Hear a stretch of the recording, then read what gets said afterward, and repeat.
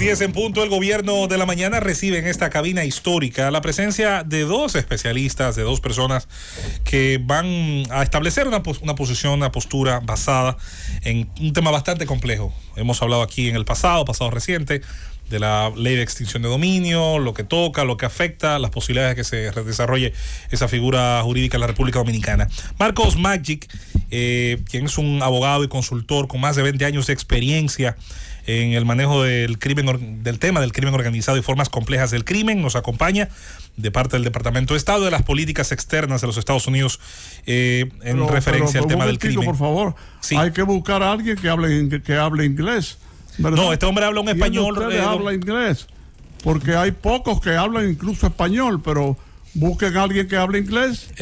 ¿Cómo van a hablar con esa gente? Bueno, este hombre habla un español, don Álvaro, que con acento sureño.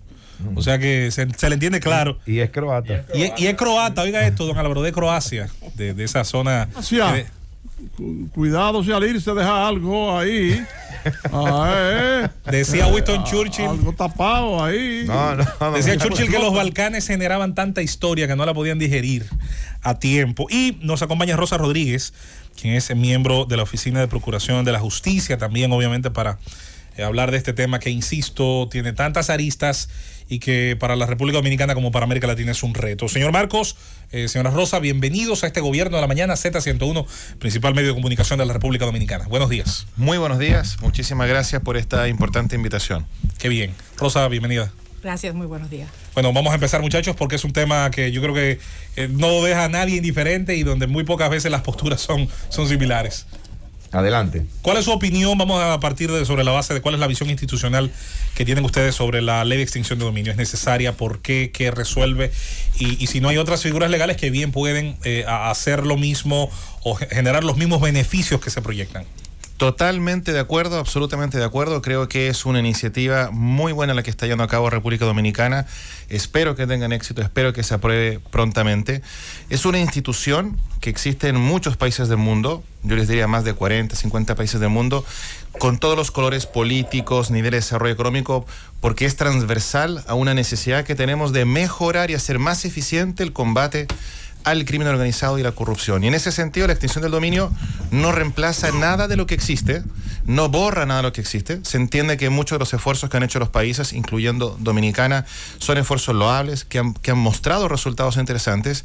El desafío está en buscar nuevos mecanismos, nuevos métodos que permitan atacar aún más eficientemente el crimen organizado. Y ahí es como nace la extinción del dominio, que es una institución de creación jurídica, ya tiene varios años ya a nivel mundial, y que consiste básicamente en afectar, quitar a través de un proceso judicial los bienes que fueron adquiridos ilegalmente o que fueron utilizados ilegalmente.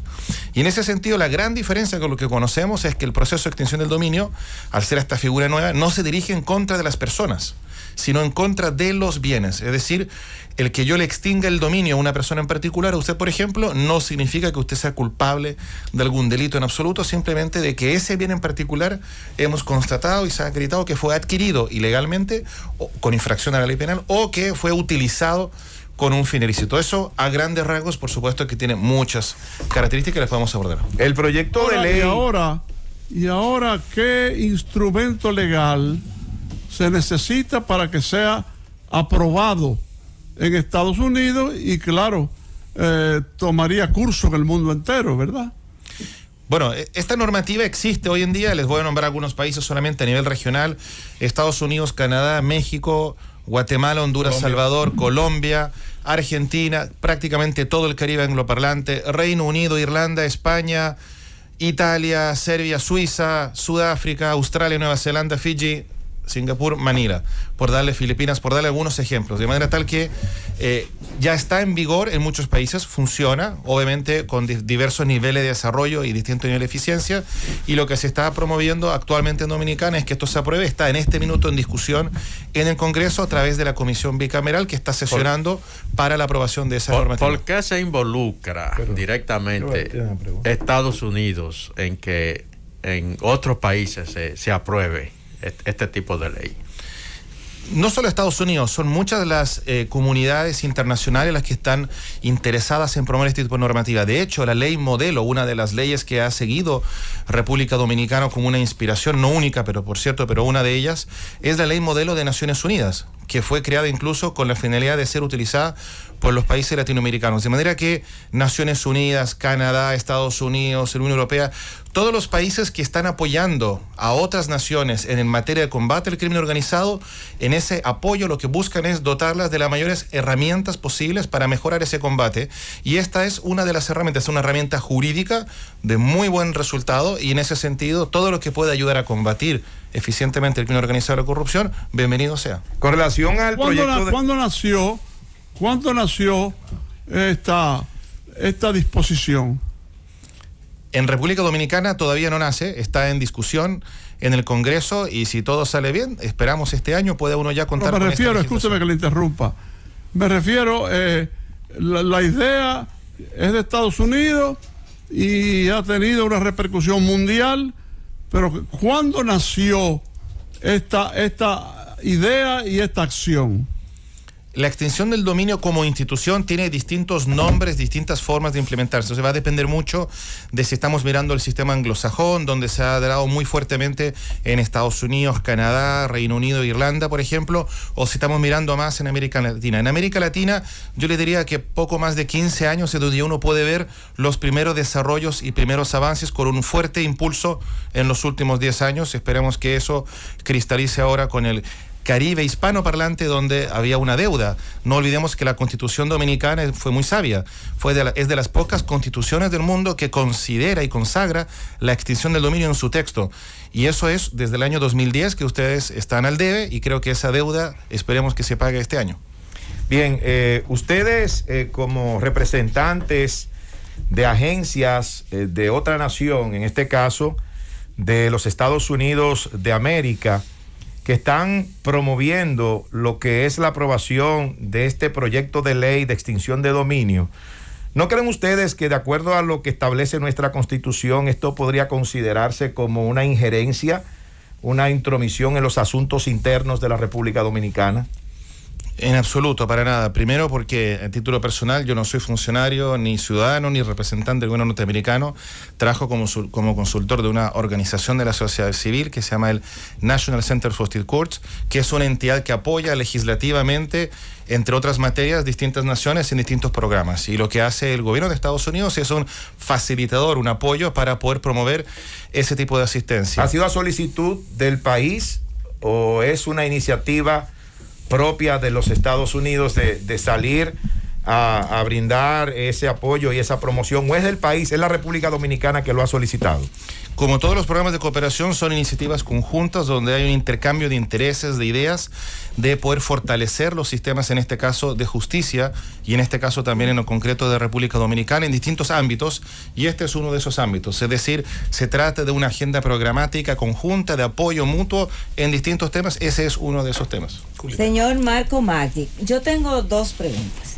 Una es, ¿no resulta un tanto contradictorio el hecho de que se va, en términos prácticos, la ley lo que establece es que pueda el Estado apropiarse de un bien que es ilegal? Si es un bien ilegal es porque tiene su fundamento en un ilícito penal, pero al mismo tiempo establece la ley que no se necesita de un proceso, de un hecho precedente penalmente establecido para que pueda extinguirse, apropiarse de ese bien. Entonces ahí no se estaríamos ahí frente a una contradicción en el fundamento o en el espíritu de la ley. Y lo otro que le quiero preguntar es, usted decía que hace aproximadamente 15 años que ya esta ley funciona y se aplica en algunos países. ¿Cuáles han sido los resultados tangibles en esos países como resultado de la implementación de dicha ley? Muchas gracias por esas preguntas. Bueno, respecto a la contradicción, son discusiones más jurídicas, más de fondo. el hecho precisamente de que nosotros estemos esperando acreditar la comisión de un delito viene de la convicción de que esto podría ser algo vinculado al derecho penal, donde uno espera aplicar la presunción de inocencia, que haya una serie de garantías y procedimientos, y que son muy entendibles y son muy lógicas cuando un proceso se dirige en contra de una persona y cuando las consecuencias de ese proceso podrían implicar la privación de libertad de una persona, que es uno de los derechos, diría, más fundamentales, y en algunos países incluso la muerte. Entonces, en ese sentido, el procedimiento exige acreditar la comisión de los delitos específicos. Distinto es en el caso de la extinción del dominio, donde los estándares, los procedimientos son muy distintos. Y permítame ejemplificarle con algo. Si yo mañana quisiera demandar a alguien por un alquiler incumplido, porque incumplió un contrato de arrendamiento, y eso me causó además indemnización de perjuicios, pues ese incumplimiento yo lo tengo que probar. Aun cuando ese incumplimiento puede venir incluso de una actividad delictiva, de por qué yo incumplí un contrato de arriendo, porque estoy haciendo, por ejemplo, estoy vendiendo drogas en una propiedad y el contrato de arriendo prohíbe desarrollar actividades ilícitas. Yo no tengo que probar y condenar a esa persona a pena de cárcel por tráfico de drogas para poder terminar mi contrato de arriendo. Tengo que darle al tribunal antecedentes suficientes de que hay una actividad ilícita, y ese estándar es distinto. ¿Por qué? Porque en ese caso el proceso civil se dirige en contra de un bien y no contra una persona. De manera similar ocurre con la extinción del dominio, donde los presupuestos y la lógica que hay detrás es completamente distinta. Y respecto de los resultados, evidentemente tantos países y sistemas tenemos, tantos resultados y ejemplos podemos encontrar. Creo yo que los grandes desafíos en la región, en el mundo completo, no están dados por los procesos de diseño del normativo, diseño legislativo, que es donde estamos ahora, sino en los procesos de implementación. Y ahí es donde evidentemente hay que poner mucho ojo, hay que poner mucho esfuerzo para que esa implementación de ese cuerpo, que va a quedar muy lindo y muy bueno en el documento, se implemente de manera eficiente y correcta y sea útil a las necesidades que se tuvo cuando se dictó. Señor Magdi, pero precisamente con relación a ese ejemplo que usted pone, vamos a poner otro ejemplo para tratar de ayudar un poquito más e ilustrar un poquito más todo esto. Un inmueble que fue adquirido mediante el lavado de activos, ¿verdad? Es un ilícito y es perseguido nacional e internacionalmente. Perfecto. Entonces, ¿por qué atacar el inmueble si el que es dueño del inmueble aparece como dueño del mismo? Él también ha cometido un ilícito penal. Entonces yo creo que lo primero que tenemos que demostrar es que si realmente ese bien viene precisamente del lavado de activos, bueno, lo primero que tengo que demostrar es que esa persona, la persona que es dueña del inmueble, porque el inmueble por sí solo no tiene personalidad, el inmueble, bueno, pues tengo que demostrar que esa persona adquirió el mismo a través de una actividad ilícita y luego proceder entonces con el inmueble. Ese es mi planteamiento, sí, con relación a eso. No, es muy buena pregunta, porque son dos cosas que no es una en vez de la otra. Eso es muy importante. Esto va en complemento. Son dos caminos paralelos y alternativos con reglas de juego distintas. ¿Podría un fiscal en cualquier país del mundo, o incluso hoy día en República Dominicana, iniciar una investigación en contra de esa persona por el delito de tráfico de drogas y lavado de activos asociado al tráfico de drogas, por ejemplo, asumiendo que ese inmueble se compró con dinero narcotráfico? Puede. O enriquecimiento ilícito. Y en ese contexto lo que hace el fiscal es que busca primero la responsabilidad penal de ese sujeto para condenarlo a una pena efectiva de cárcel. Independientemente de la persecución penal a ese sujeto, el fiscal también puede, hoy en día, con las leyes de lavado, antidrogas, puede también perseguir el bien asociado a eso, porque es un bien que fue objeto o producto del delito. Pero no se puede extinguir. No. Se puede incautar. Eso sí. Y eso existe, hoy en día los procesos existen, uno los podría mejorar, hacer más eficiente, pero está. Pero lo que hace la extinción del dominio es que no se dirige contra la persona. Entonces los presupuestos son distintos, y lo que permite es avanzar mucho más rápido, porque como no estoy persiguiendo personas, como no busco condenar personas, todo el estatuto procesal de garantías, de plazos, etcétera, que se da, las prisiones preventivas, todo eso es distinto. No existe la prisión preventiva, por ejemplo, no existe la condena, la culpabilidad, y en ese sentido los plazos son mucho más acotados y mucho más breves. Si hay un cuerpo del delito, hay una persona que delinque. Si ese inmueble es un cuerpo del delito, es un inmueble adquirido de forma ilícita, hay una persona que es responsable de eso. Exacto. Entonces yo creo que lo que se debe atacar es a la persona, someter a la persona cuando a esa persona se le compruebe su culpabilidad del caso, bueno, proceder contra todo lo que esa persona pueda poseer. Eso hoy en día existe y no eso a la está. inversa. Claro, eso hoy día existe, eso está y eso funciona, e insisto, uno lo podrá mejorar, pero eso está, y no solamente en República Dominicana, sino en muchos países del mundo. Lo que ocurre es que el proceso de investigación criminal contra una persona tiene tiempos, tiene demoras y tiene requisitos distintos. No nos olvidemos que para condenar a una persona se requiere cumplir con 2 estándares. Yo tengo que poder presumir como juez fundadamente, más allá de una razonable, que se dan 2 presupuestos: que se cometió el delito, que hay un hecho ilícito y que una persona tuvo una participación culpable en él. Entonces, damos un ejemplo. Es el debido proceso de ley. Yo encuentro una lancha, por ejemplo, una lancha abandonada porque viene la policía en la costa de República Dominicana frente a Puerto Rico y viene la policía, se escapan los sujetos y queda la lancha con la droga. ¿Dónde está ahí el delincuente? No lo tengo. No tengo un delincuente, no tengo nada, pero tengo un bien que fue utilizado con fin ilícito.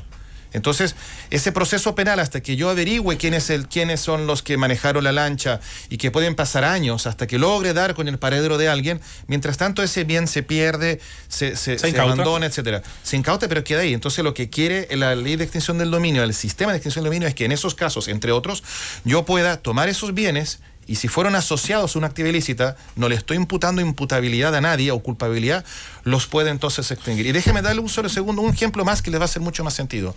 Si yo me extraditan a un país, vamos a ver Canadá, Estados Unidos, España o México, y en el marco de esa extradición yo cumplo una condena ya por un acuerdo con la fiscalía, estoy 5 o 6 años y vuelvo.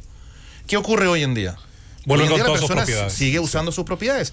Señores, con la ley de extensión del dominio, y no solamente la que se está discutiendo acá, sino en el futuro esa situación va a desaparecer. Sí, eso sería lo ideal. Eso sería lo ideal. Pero un asunto en ese sentido. Hay un tema, señor Marco. Por ejemplo, Amnistía Internacional se ha pasado la vida entera denunciando que hay países que tienen la pena de muerte en su legislación, pero carecen de la institucionalidad para que la ejecución de esa pena cuente con las garantías. Hemos leído el caso de naciones que tienen la ley de extinción de dominio. El caso en Sudamérica, tenemos el caso colombiano. La misma jurisprudencia colombiana dice que ha servido para abusos de poder, y en países como los nuestros todavía da la impresión de que puede existir el peligro de que haya un uso político, de que haya un uso interesado. ¿No entiende usted que todavía hay naciones cuyo tejido jurídico no están lo suficientemente fuertes para desarrollar una figura que extingue la propiedad privada? Por un lado, creo que sí puede ocurrir. No creo que sea el caso de República Dominicana. Conozco durante muchos años este lindo país y les puedo decir de que aunque hay muchas cosas por mejorar, como muchas naciones, la institucionalidad sigue siendo fuerte. Ahora, su temor es totalmente legítimo. Yo les voy a contestar con otros ejemplos. ¿Existe el riesgo de que mañana un policía lo detenga en la calle usando su facultad policial de control y detenga su vehículo y le haga un control por el color de su piel, por el color de la bandera del partido de fútbol, del equipo de fútbol que tiene ahí, o por cualquier otra razón? Existe. Y por eso vamos, y ese es un abuso de autoridad total. ¿Vamos por ese hecho a eliminarle la facultad a la policía para que haga control de tránsito? Creo que no. Creo que lo que uno debe hacer es generar medidas de control, sanciones, auditorías y un mecanismo institucional que permita prevenir esas situaciones de abuso y luego sancionarlas. Lo mismo mañana la DGI, usted lo podría citar a declarar o citar a presentar documentación solo usted de toda esta sala, de nadie más, durante un año completo, y que lo tengan a usted de fiesta. Eso lo podrían hacer en el uso de su facultad, sí, pueden elegir a alguien al azar o dirigido a fiscalizarlo. ¿Ese hecho sería abusivo en ese caso? Probablemente sí. Pueden hacerlo de todas maneras. ¿Lo hacen? Creo que no. No, pero la ley permite. Creo que no lo hacen, y aún si lo hicieran, uno puede en ese caso con la ley tomar las medidas de extensión. Buenos días, Marco. Yo he estado muy escuchándoles a ustedes, porque en mi rol uno no deja de ser, como diputado, no dejo de desprenderme del rol de diputado, aunque esté aquí como comunicador. Y la verdad es que el espíritu, en el lato sensu, en el sentido amplio del derecho, es una figura jurídica que viene a bien acompañar la persecución. Porque ciertamente tú permitir que haya un trasiego de capitales y que mientras llega la sentencia, ese capital se recomponga, se proteja. Y cuando venga a haber una decisión definitiva, quizás ya el Estado no encuentra qué es lo que va a perseguir, porque puede ser que haya una recomposición de ese capital. Eso es algo que hay que establecerlo. Sin embargo, yo siento mucha debilidad, mucha fragilidad y un alto nivel de discreción desde la vocación de ese proyecto, y sobre todo de vulnerabilidad, porque es que cuando tú no tienes la certidumbre de el hecho punible que ha sobrevenido en la concreción de ese capital, traducido en bienes, traducido en cualquier tipo de expresión del capital, Entonces es un espacio que queda y deja a un amplísimo estado de discreción. Y como tú tienes Ministerio Público, como tú tienes persecución, que tienes sesgo, que lo prueba, que tiene sesgo, que es frágil, que tú no tienes un espacio amplio del derecho para poner una frontera entre eso y lo otro, es complejo el tema. Y peligroso. Es complejo, es muy delicado. La ley de extinción de dominio ha estado en discusión durante muchos años aquí en República Dominicana y se entiende que la razón básica por la que no se ha aprobado todavía es porque en el mismo Congreso Nacional, que es donde se discute, habría mucha gente que podría resultar afectado si se aprueba una ley como esta. ¿Es posible ahora, ya en función de cómo están las cosas, que finalmente se apruebe de acuerdo a lo que ustedes han estado evaluando? Bueno, esa pregunta tendría que hacérsela primero a los congresistas. Podemos aprovechar que tenemos a un diputado presente, pero más allá de eso, ustedes, si usted me pregunta a mí, ustedes están haciendo ahora un esfuerzo. Yo he visto en varios representantes de distintas bancadas, he visto una voluntad, una convicción de que normativa como esta debería ser implementada. No he escuchado a nadie hasta ahora que haya dicho que está en contra de unas disposiciones como esta. No, lo que sí hay son preocupaciones legítimas, como las que menciona el señor diputado, respecto de eventuales abusos, discrecionales, etcétera.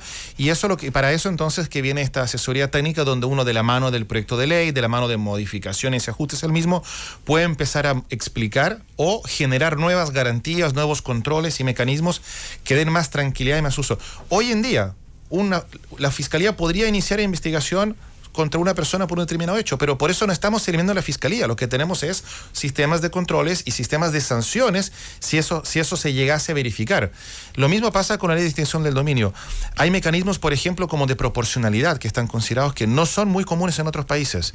La proporcionalidad, por ejemplo, genera un deber al juez de que no puede aplicar la extinción del dominio si es que el daño que produce la extinción del dominio pareciera ser superior o desmedido respecto del delito cometido, respecto de la gravedad del delito. Entonces, si yo estoy, por ejemplo, en la habitación mía de una casa que tiene 10 habitaciones donde viven 3 familias que comparten ese domicilio, yo estoy cometiendo, no sé, delito de pornografía infantil, estoy subiendo material pornográfico infantil, pareciera ser injusto que más allá de la facultad que tiene el fiscal de incautarme la computadora, de llevarme a juicio, condenarme por ese delito, que se me extinga el dominio de la casa completa por lo que afecta a otra familia por lo que está ocurriendo. Eso es desproporcionado y por eso es que se considera el tema de la desproporción.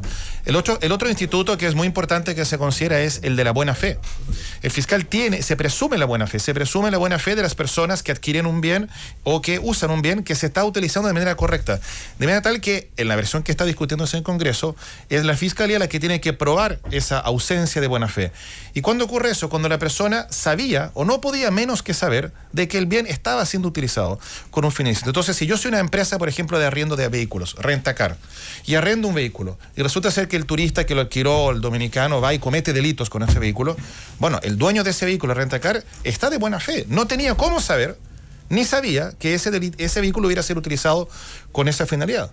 Ahora, distinto es si hay un WhatsApp donde le digo, préstame tu auto porque vamos a ir a cometer un delito. Y te voy a pagar tanto.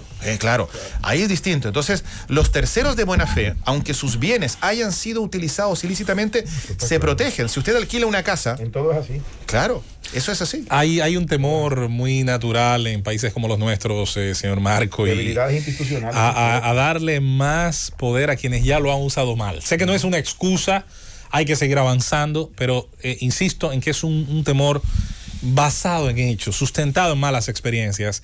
Y hay quienes creemos que cuando se dé esa ponderación de derechos, un arrendatario de un edificio conculcado luego por que su constructor, su desarrollador se le probó tal o cual cosa, podría entender que se está utilizando el Poder Judicial en su contra. Que conste que hay que seguir creciendo, hay que seguir evolucionando, no nos podemos quedar premiando al crimen de ninguna manera. Que yo creo, José Luis Mendoza, yo creo en la extinción de dominio. Ahora bien, siempre que sea después de un proceso,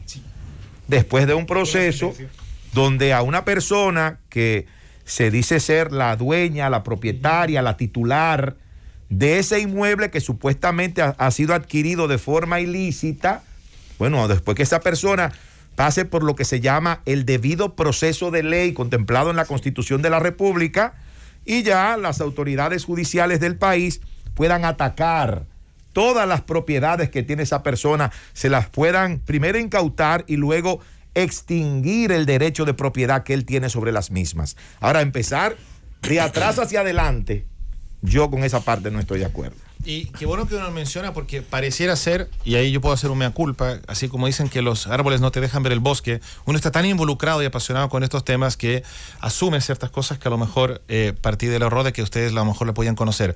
No se trata de una solicitud del fiscal y que el fiscal va, extingue porque cree que algo es ilícito. Por favor, no, en absoluto.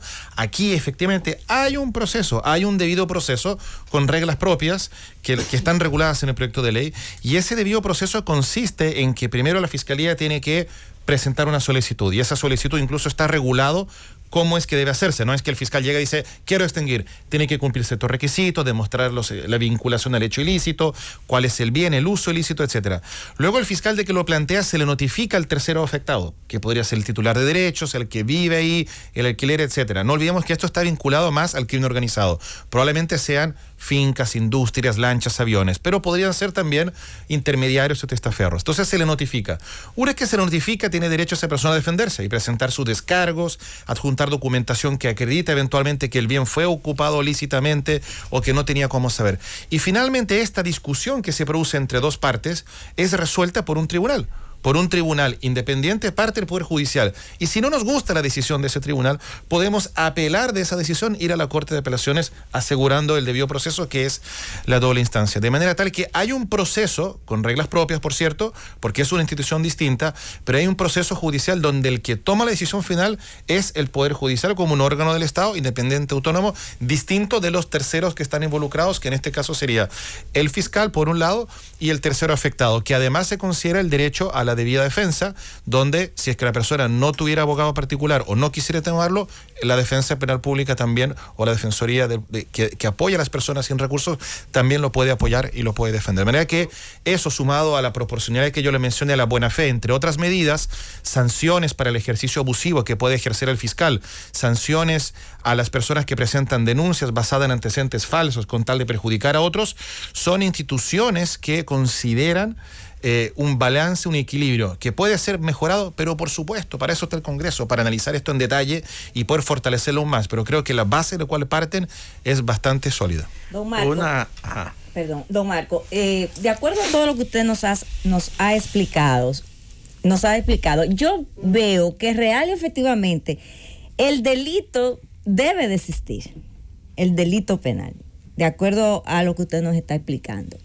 Si el delito penal debe de existir, entonces lo que yo veo en esto es como, digamos que una jugada para tomar los bienes y no tener que esperar todo el proceso penal que implica, y que sea un juez quien ordene el decomiso, ya finalmente, después que se tiene una sentencia con la autoridad de lo irrevocablemente juzgado. Entonces, bueno, yo no puedo esperar todo este tiempo, todo este proceso que está establecido y que además es garantista de los derechos y de una presunción que está concebida además y que en la permitiendo el disfrute en la Constitución de la República, que es la presunción de inocencia. Entonces yo lo que hago es que rápidamente, digamos que de una manera sumaria, pues voy y te quito el bien. Ahora, ¿qué pasa entonces? Sí, porque el delito existe, hay un delito penal. ¿Qué sucede si al final del proceso ese delito penal no se puede comprobar y o se comprueba que la persona es inocente y ya ese bien ha sido extinguido, el dominio que tenía esa persona ha sido extinguido penalmente? Entonces, ¿qué pasa ahí? Sí, son dos mundos paralelos, ¿cierto? Entonces, le voy a contestar su pregunta. En muchas situaciones, hipótesis, primero, en todos los casos de una persecución penal en contra de una persona, buscando que se afecte su libertad personal, tengo que probar estas dos cosas, el hecho ilícito, ¿cierto? Y su participación. Vámonos al caso de la lancha. La persona, finalmente, que yo estoy persiguiendo porque manejaba esa lancha con droga, se la declara inocente. ¿Por qué? Porque demostró que el día de los hechos no estaba ahí, estaba en otro lado. Eso no quita que el hecho ilícito, que la lancha estaba ahí, que la droga está ahí. Entonces, la inocencia que se decreta contra en relación a esa persona no obsta a que yo pueda extinguir el dominio de ese bien no solo la droga, hoy en día la droga igual se extinguiría, igual se confiscaría porque es un elemento prohibido por ley, pero la lancha no. La lancha tendríamos que buscar a quién devolvérsela, es un bien abandonado, entonces empezamos a guardarlo en las bodegas, se deteriora finalmente. Entonces la extinción del dominio permite también en esos casos, si se da cuenta, donde las personas que son declaradas inocentes y absueltas de su participación en un delito, si yo a pesar de eso logré demostrar que el delito en sí se produjo, yo sí lo puedo hacer. Otro ejemplo, si yo en una plantación, en un terreno, se está cultivando, por ejemplo, droga, y no estoy hablando de 100 metros cuadrados en una finca de varias hectáreas, sino 100% droga, un laboratorio de droga, de metanfetamina. La finca de Caro Quintero, sí. Por ejemplo, y entonces en ese... Digo, por ejemplo, como el ejemplo de la droga, no conozco ese caso del señor Quintero, no me quiero comprometer. Entonces, en ese contexto, yo podría decir, mira, ¿sabe qué? La persona dueña de la finca es inocente porque yo no pude acreditar que esa persona fue la que cultivó, pero lo que no quita que ese bien haya sido utilizado con la fin de producir droga. Ahí está, yo creo que queda bastante claro. Bueno, señor Marco, es una lucha interesante porque yo creo que es jurídica, política y yo diría que hasta cultural. Es un tema que va a tomarse su tiempo, que ojalá que el producto final sea satisfactorio y que su ejecución también lo sea, sobre todo en una América Latina donde sin duda es que el narcotráfico ha permeado muchas estructuras. Otros creemos, y no vamos a hablar de eso ahora, que la solución anda por otro lado más parecido a la despenalización, pero no nos vamos a meter en ese tema ahora que provocaría muchos debates. Así que agradecemos su presencia, Marcos Magic, agradecemos la presencia de Rosa Rodríguez también con nosotros, quien representa pues a la Procuraduría de la Justicia, Oficina Procuradora de la Justicia. O la Oficina Antinarcóticos y Cumplimiento de la Ley. Correctamente. La INL, por sus siglas en inglés. Así es. Bueno, señor Magic, gracias por su participación en este Gobierno de la Mañana y deseamos que, insisto, sus gestiones generen el mejor resultado posible en una legislación como esta. Muchas gracias a ustedes y éxitos en esta iniciativa que creo que es muy loable. Espero de todo corazón que cristalice pronto en una aprobación de la ley y más allá de los ajustes más o menos que se le puede hacer, que es parte del debate, digamos, jurídico que se produce en instancias como el Congreso, que puedan finalmente contar con esta institución que es eficiente y que permite devolverle a la comunidad los bienes que le han sido robados a través del crimen organizado y la corrupción. Muchísimas gracias, que tengan un muy buen día. Llévatelo, Cundo.